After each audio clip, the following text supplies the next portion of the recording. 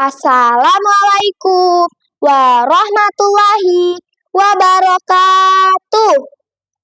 Hai teman-teman, perkenalkan nama saya Kaila Nurrahmah. Saya dari SDN Cipayung 04 Pagi. Di sini saya akan menceritakan tentang Murtado Macan Kemayoran. Pada suatu hari ketika tanah Betawi masih dalam penjajahan Belanda, hiduplah seorang pemuda yang bernama Murtado. Ia dijuluki dengan pemuda yang paling gagah, rendah hati, jujur, dan suka menolong tetangga. Selain itu, ia juga pandai bersilat. Namun, Murtado tidak pernah menggunakan kemampuannya untuk menyombongkan diri. Suatu hari, pejabat Belanda menawarkan pekerjaan kepada Murtado.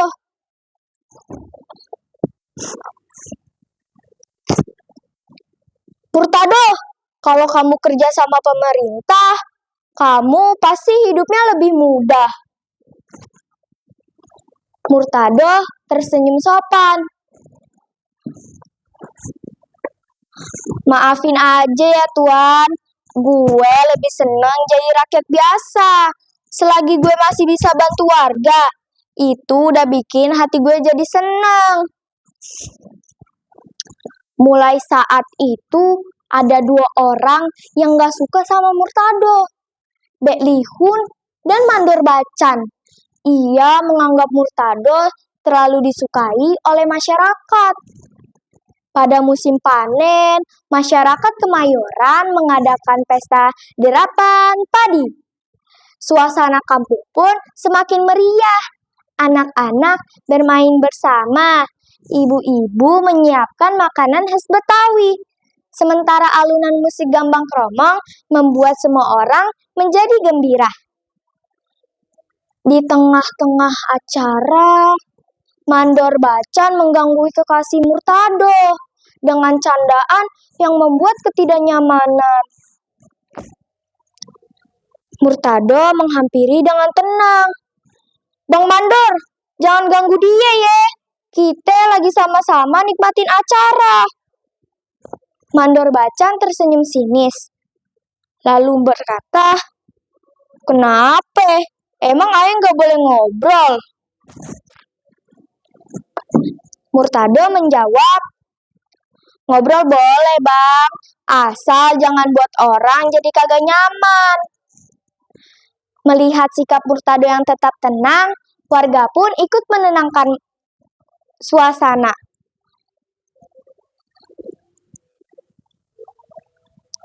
Mandor Bacan memilih pergi sambil menggerutu.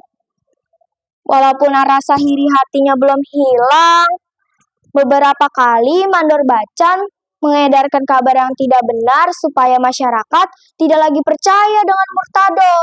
Walaupun begitu, Murtado tidak pernah pembalas. Ia selalu menolong tetangga yang sedang kesusahan, ikut bergotong royong, dan bersikap ramah. Lama-kelamaan, masyarakat mulai tahu siapa yang berkata jujur. Tidak lama kemudian, muncul masalah baru. Sekelompok perampok yang ingin mengambil barang-barang warga dan hasil panen warga, sehingga semua anak-anak tidak bisa makan karena hasil panennya hilang. Melihat itu, Beleni mendatangi dan menemui Murtado. Murtado, warga kita lagi kesusahan. Murtado mengangguk dan berkata, Insya Allah gue bantu, tapi ingat, gue bantu demi masyarakat, bukan demi penjajahan. Belenu mengangguk setuju. Malam itu juga Murtado dan dua sahabatnya, Saomin dan Sarpin, mencari informasi dari kampung ke kampung. Setiap bertemu warga, Murtado selalu bertanya dengan sopan, sehingga mereka mendapatkan tempat penyembunyian Warsa dan sekelompoknya. Sesampainya di sana, Murtado tidak langsung marah, tetapi mengajak ngobrol Warsa dengan tenang. "Bang Warsa, itu barang rakyat. Banyak anak-anak yang bisa makan, gara-gara hasil panennya hilang." Warsa pun terdiam dan Murtado melanjutkan pembicaraan.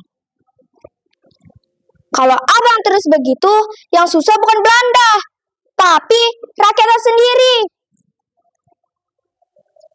Warsa pun menundukkan kepala, lalu berkata, "Gue nyesel." Dan Murtado berkata, "Kalau emang nyesel, balikin barang-barang rakyat." Dengan sukarela, Warsa dan sekelompoknya mengasih tahu tempat penyembunyian barang tersebut. Beberapa hari kemudian, Murtado dengan Saumin dan Sarpin mengembalikan barang tersebut satu persatu kepada pemiliknya. Suasana kampung pun kembali tersenyum. Anak-anak bermain bersama.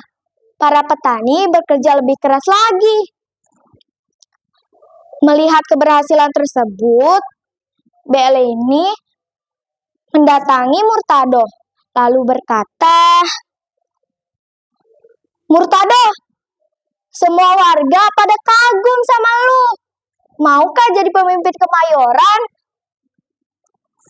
Murtado menjawab, "Terima kasih Pak B, tapi gue lebih senang jadi rakyat biasa." Beleni menjawab, "Kenapa?" Murtado menjawab, "Karena semua orang bisa berbuat baik tanpa jabatan. Yang penting kita berkata jujur." Mulai saat itu, Murtado selalu dihormati oleh masyarakat dan dijuluki oleh Macan Kemayoran.